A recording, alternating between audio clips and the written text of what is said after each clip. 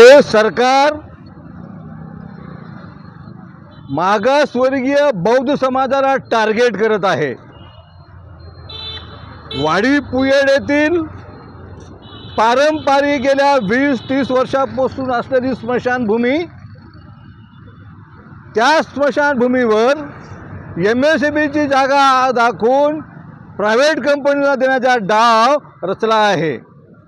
गावामध्ये 4-5 एकर गायरान असताना सुद्धा यांना स्मशानभूमी दिसती आहे आणि आजूबाजूला जी आमची बौद्ध समाजाची घरं आहेत ती घरं काढण्याचा डाव या सरकारचा आहे। पुयलवाडीच्या आमच्या माय बहिणींनी त्यांचा एकदा डाव उधळून लावलेला आहे। याद राखा, जर पुयलवाडीच्या बौद्ध वस्तीकडे वाईट नजरेने बघितलात तर जशास तसं उत्तर देण्यासाठी आम्ही या सरकारला सांगू इच्छितोय सत्याग्रहाच्या माध्यमातून की आमच्या जागेवर डोळा ठेवू नका, कारण ती पारंपरिक ही जागा आहे। ग्रामपंचायतीच्या 8 नंबरला आमचं नाव आहे। पारंपरिक 35-40 वर्षापासून आम्ही तिथले आमचे पूर्वजांना जाळलेलं आहे। तुम्ही कुठल्या अधिकाराने जागा घेत आहात?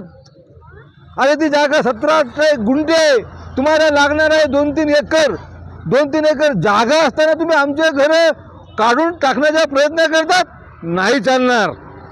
हा संदेश देण्यासाठी आम्ही या ठिकाणी सत्याग्रह करत आहोत। आमच्या माय बहिणी आमच्याकडे जर नाही वाईट नजर बघितल्या तर आमच्या माय बहिणी अमरण उपोषण स्मशानभूमीमध्ये करणार आहेत, हे सांगण्यासाठी आजचा हा कार्यक्रम आहे। धन्यवाद। राधाबाई बळीराम तारू, वाडी पुयड, ग्रामपंचायतचे सदस्य आम्ही। आमचे ते अतिक्रम करायला आमच्या जाग्यावर आमची संसारभूमी आहे। 40-50 वर्षापासून आमच्या 2 पिढ्या गुजरल्या तिथं। आता हे लोक येऊन अतिक्रम करायचं, मग आम्ही अतिक्रम होऊ देणार नाही। आमची तर आंबर उपोषण घेणार। सरकारला मान्य आहे न मान्य आहे त्यांना आम्हाला सांगून द्यावा होता। आम्ही आंबर उपोषण घेणार, काय होणार ते बघ म्हणा।